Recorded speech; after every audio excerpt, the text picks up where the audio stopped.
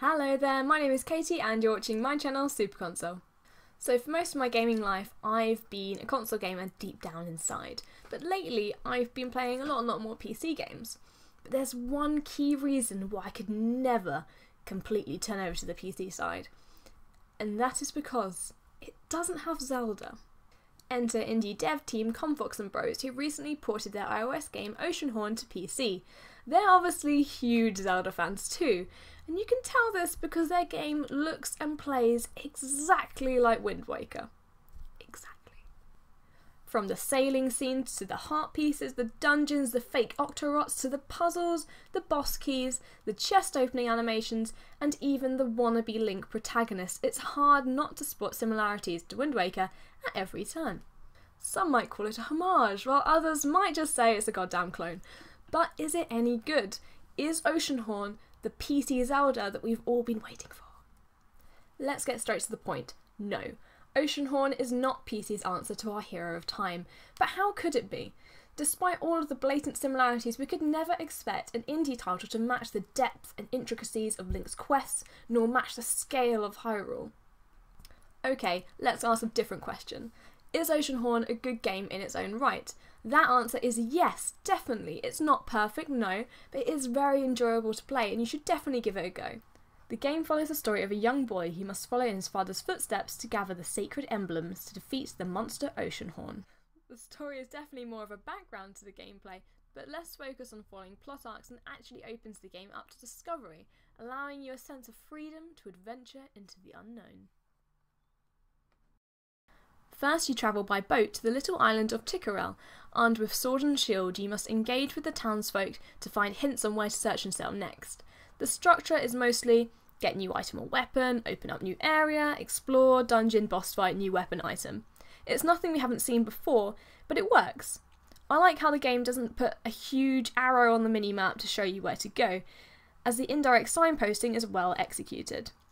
Another nice little touch is the objectives, which could be as simple as smash 50 pots, but push you to explore more and more of the map and uncover more hidden treasures. My main issue with Oceanhorn is it's too damn easy. I seem to race through the dungeons, hang my way through the boss monsters, just clear it in no time, and it's probably due to the really dumb AI in the enemies and the super easy puzzles. They mainly consist of like pushing around boxes, rearranging boxes, stepping on buttons to open gateways, all that kind of easy stuff. I'm positive the easiness is due to the game's iOS roots, but it kind of defeats the object of a puzzle if it takes 2 seconds to figure out. It's also weird not hearing this glorious sound after you work out every puzzle, or this sound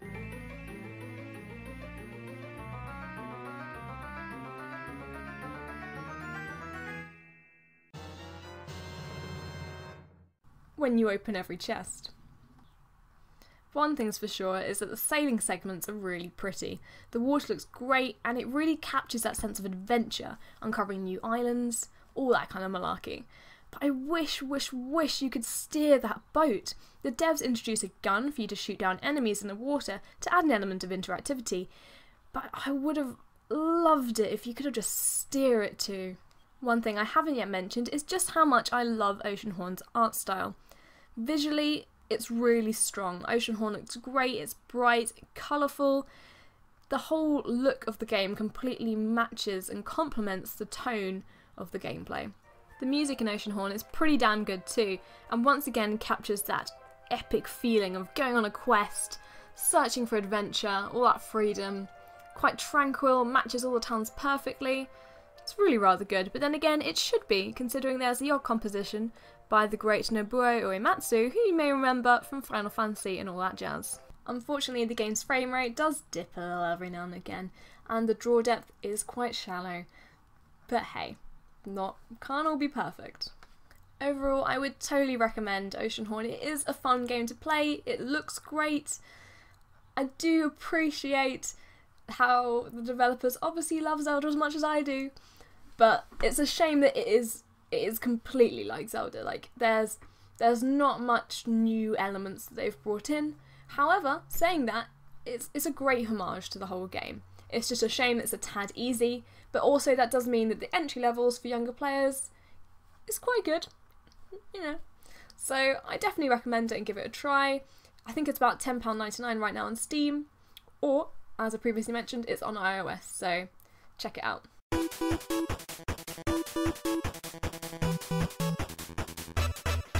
Thanks very much for watching, and I'll see you soon.